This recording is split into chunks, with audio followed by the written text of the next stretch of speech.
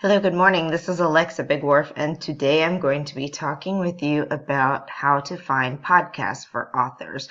We'll go through some tools that you can use, how to find them, why podcasts, and why they're such a great thing for authors to use as you build up hype for your book launch or even beyond the book launch, and the process for getting booked and what you do. Okay? All right, so first thing, why podcasts? Well, podcasts have been shown to have a really fantastic return on investment for authors. First of all, you approach an audience that has already been basically custom made for you, because if the host of the show decides that you're a good fit, then you're a good fit for their audience and or present something that he or she thinks his audience will be really interested in. So this is an engaged audience. They already trust the host. Now this host is bringing you in, so you automatically have that level of street credibility applied to you because you are a guest on the show. Podcasts are growing at a tremendous rate, with more and more cars having Wi-Fi in them, with everybody having portable devices that have Wi-Fi. That people are listening more and more as they're on the go, as they're exercising, as they're traveling, as they're commuting, as they're cleaning the house, whatever. Podcasts are growing and growing in popularity. Then one of the things that I like about podcasts in particular is that you have the opportunity to direct everybody to one specific place on your website so that you can track how well your podcast performance is going. I had a PR expert, Christy Dosh, tell me one time that you want to direct everyone to a specific link specifically to the podcast that you've been on. That can be a lot of extra work, so you can kind of track based on dates of when the podcast goes if you're only using one link. But her advice was to keep the link super, super simple. So you want to either use a pretty URL or a bit.ly or something so that you have a shortened link so that you can do something like, send everybody to bit.ly/Alexa's book or bit.ly/ some kind of short and easy to remember link, because as you recall, most of these people are going to be listening on the go. So if you can give them something that's easy to remember, then that'll help you. So like bit.ly/Princess Monroe or something like that. And try not to make it something that could be spelled in multiple ways, because that makes it confusing and harder for them to find.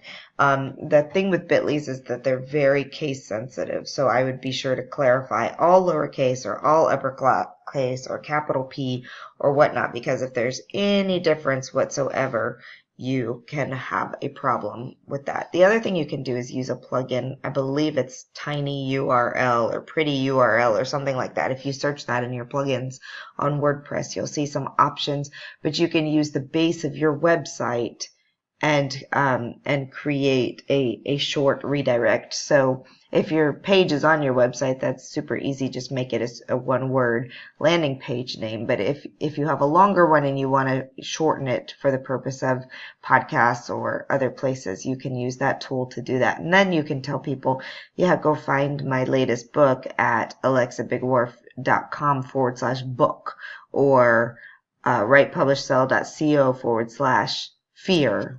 Or, whatever it is that makes it super easy.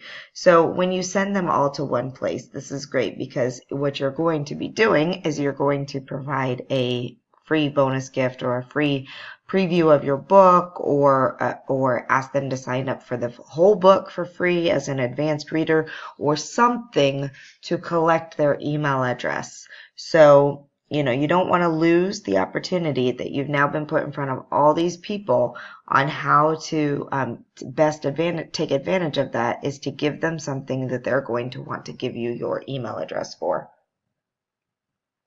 You may have an opt-in that's not related, that's not the book, but is related to the book. Like if you are writing a vegan cookbook, maybe your free gift for them is like your 5 easiest vegan recipes, or 5 ways to convert to veganism, or something like that that's relative that they're going to want to download, and then you get their permission to add them to your mailing list, and then you can send them information about your book and things that you have going on. How to pitch. All right, you should not be scared of pitching. Well, I am a podcast host. All podcast hosts are just regular old people who are running a show. They may have an assistant or someone like that who's the gatekeeper for people coming in.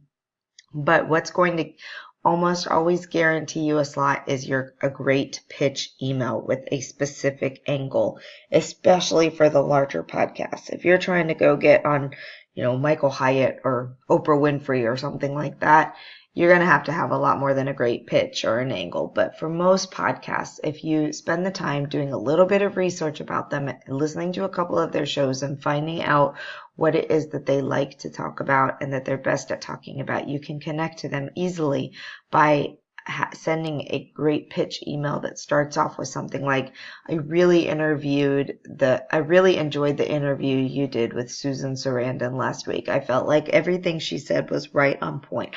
I talk on a similar subject. However, I talk about blah, blah, blah, blah, blah. Or if you're speaking specifically to a podcast that does books, I loved the series that you did on Outlander. Diana Gabaldon has been one of my favorite authors since I was 19 years old. I'm writing historical fiction as well. In fact, my book is, some people say not to talk about your book, but just say, but on a book, on an author podcast, obviously you're going to. So I write historical fiction too. My book is about blah, blah, blah. I think your listeners would love it because they loved this book. So, really make it obvious that you not only know who they are and what their podcast is about, but that you've listened to it and have a connection with it. So other things you need to send are a media sheet, which we'll talk about in a second. The gift or the bonus to send them to, which we just talked about, your landing page. My preference is almost always for new authors that it be to an advanced reader copy. That's one of the best ways to build your email list, and reviews on launch day for a new author are so, so, so important. So it is totally worth it to give away your book to all these people for free in exchange for a review, keeping in mind that only about 1 out of every 3 people who say they're going to do the review actually do. So we just talked about the advanced reader copy, and then make sure that you've done a little bit of research and you know the show. So if you're giving away a free copy of your book, you're going to want to make sure that you've created a landing page and make sure that you've done all the things that you need to do with that landing page. So make sure that once they've opted in, they're redirected not to just a generic thank you, your book is on the way, but an actual thank you page that invites them to join your launch team, that invites them to follow you on social media, that gives them some kind of call to action. And then through this email list, that's a specific email list just for your advanced readers, you will provide them updates, images, or through the launch team, you'll provide links to share images and things of that nature. You'll only use your email list where people sign up to be advanced readers only for information about the launch of your book. Okay, the timeline for best appearance on podcasts. Make sure you give plenty of time for this. Podcasts tend to book out far, far in advance. There was a time last year on our podcast where we were booked for 6 months out.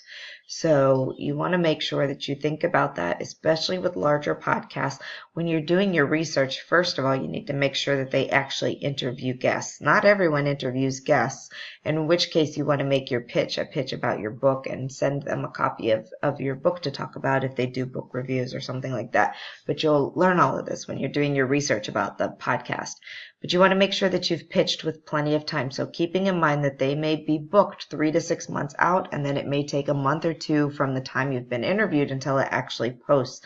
You're looking at pitching a solid 6 months before you intend to be on the show. So you want to start gearing up your podcast appearances anywhere between 1 to maybe even 3 months prior to your launch, all the way through 1 to 3 months after. And then, of course, there's no reason not to continue to promote your book afterwards. You'll just be promoting in a different way than for a launch. All right, I recommend that everybody have an assistant of some sort to help them with all of this stuff. Writing a book, becoming an author, running an online business, all of these things, it's a business now, and you may need some help. Podcast pitching alone can take you 2 to 3 hours a week, particularly in the beginning. So if you don't have that kind of time on your hands, this is the perfect thing that you can either offload to an assistant or hire a professional to do this. There are professional podcast pitchers out there. Some of them are better than others. They all cost quite a bit of money, generally averaging between $300 and $400 a month. But it is very worth it if you don't have 3 to 4 hours a week to do this, if you need some help doing the research, and just getting on the right podcast can be such a game changer for the launch of your book. So your VA or a service that you hire that can help you pitch and track pitches, schedule your appearances, keep records of when you pitch, do the research for the podcasts, keep notes, keep track of when you receive a reply, when you're scheduled, all those types of things. The research is a big thing. Building your pitch file, that's a big thing. All right, how do I find them? And in this case, the them is the podcast, not the assistant. So I'm going to start a separate video in just a second, and we will go through all of the research and pitching. But basically, you're going to do a simple Google search. You're going to ask other people what podcasts they like to listen to. You're going to go to forums about podcasts. You're going to go to the podcasts. Go listen to them. Go to the iTunes website or iTunes on your computer, which has an entire podcast section. Go to Stitcher, go to Blog Talk Radio, and you can search by genre and find out what is out there. But Google is one of the best ones, and I'll show you some research tactics in a minute. Your assignment for this portion of the Academy is to find some podcasts. So in order to do that, you're going to need to make sure that you put together your list that you need. Whoops. What is this? Go put together your media sheet. Go lip it. And do all the things that you need to be able to send a good pitch. So that's your pitch email, your media sheet, and your bio, your one sheet about your book, any of those things that you have. So we'll go through that. In the next video will be all about finding them and pitching them.